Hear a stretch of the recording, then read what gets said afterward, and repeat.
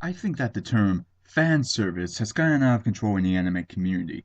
You can't go 5 minutes without hearing someone blurting out, "The fan service ruined the anime." I've already begun to suspect that these people don't even know what the definition of fan service even is. A prime example of this would be during the year of 2013, the year where Attack on Titan took the anime community by storm. Rooster Teeth came out with RWBY, or RWBY if you want the abbreviated form of it, which caused the anime community to start an internet flame war over if it is an anime or not. There was Watamote that made people realize they need to get a life. You have Free, the anime that caused thousands of yaoi fangirls to go crazy with their fan fiction novelties, and caused the male demographic in the anime community to believe that this was the death of anime. Then you have Kill la Kill, the anime that was to believe as the savior of anime, until they realized it has the same problems as Free.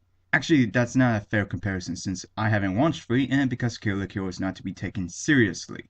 But this is to be expected when the show is created by the same duo who created Gurren Lagann, who've moved on from Gainax to create their own studio called Trigger.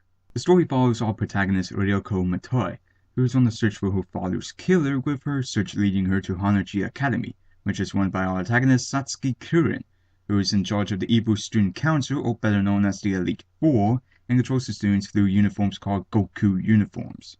Okay, a bit weird, but let's continue. After Ryoko gets her ass handed to her, she finds her own Goku uniform, a special Goku uniform called a Komori, which is supposedly stronger than the strongest of the Goku uniforms, and her uniform can talk.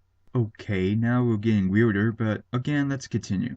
After attaining a Komori, she then decides to challenge Satsuki and the Elite Four, or that would be what the show intended, but it's only after the first dozen episodes or so when we get the second half of the plot and the actual main baddie, which I'm just gonna spoil because this is a review and because I can, Satsuki's mother, Ragyo Kurin, with the plan to take over the world with cloves.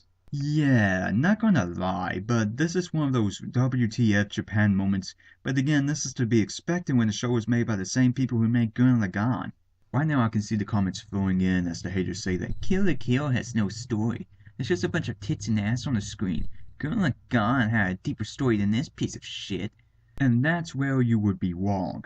See, when an anime has a shit ton of fan service, then there has to be a reason behind it. For example, Yoko from Gurren Lagann has a reason for the way she was dressed, because she was more of a sniper and she got plenty of character development. While in Kill la Kill, the reason why Ryoko's outfit looks like something a stripper would wear is, well, up to interpretation, and from what I got is of two reasons. One is to signify that clothing doesn't make the person, and the second reason is to see how far will cross players go. So don't go bullshitting me that my first reason isn't valid. I've watched the damn show, and judging by the plot, my reason makes the most sense.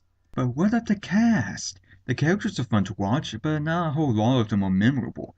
To me, the only characters that are memorable are Ryoko because of the damn song that plays over and over every time she fights. Don't lose your way. God damn it.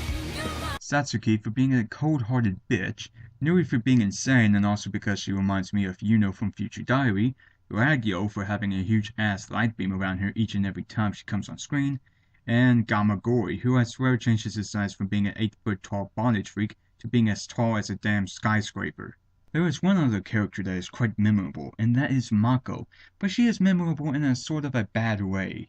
As the comedy relief character, you would think that she would be enjoyable to watch, but just 80% of the time she appears on screen to do her part in bringing comedy to the audience, it would be during a serious moment which destroys any tension that was built up. It doesn't help that every time that she does appear, the animation just seems to drop to flash animation. And speaking of the animation, it's all over the place. One second they use CGI, then the next thing you know, giant red texts appear just about every single time someone says the name of something. Then Mako shows up and everything turns to flash animation. But where the animation does seem to shine is in its action scenes. But it's not anything groundbreaking because, again, Gurren Lagann did the same thing. The voice acting in the sub is, drum roll please, pretty good. The dub, I cannot officially say since at the time of this review there are only 9 episodes dubbed. I'm looking at you, Aniplex! So I can only say it's alright. It's good. Moving on. Kill la Kill is an enjoyable anime to watch despite having multiple flaws, but the show wasn't really meant to be taken seriously. In all due respect, for being the first official anime created by the new studio Trigger, it actually surprised me. But nonetheless, I had to shut my brain off just for me to actually watch it. But I was still able to enjoy its balls to the walls action that defines logic. Oh god, don't show this to an intellectual anime lover. The first few moments without logic and our heads will explode.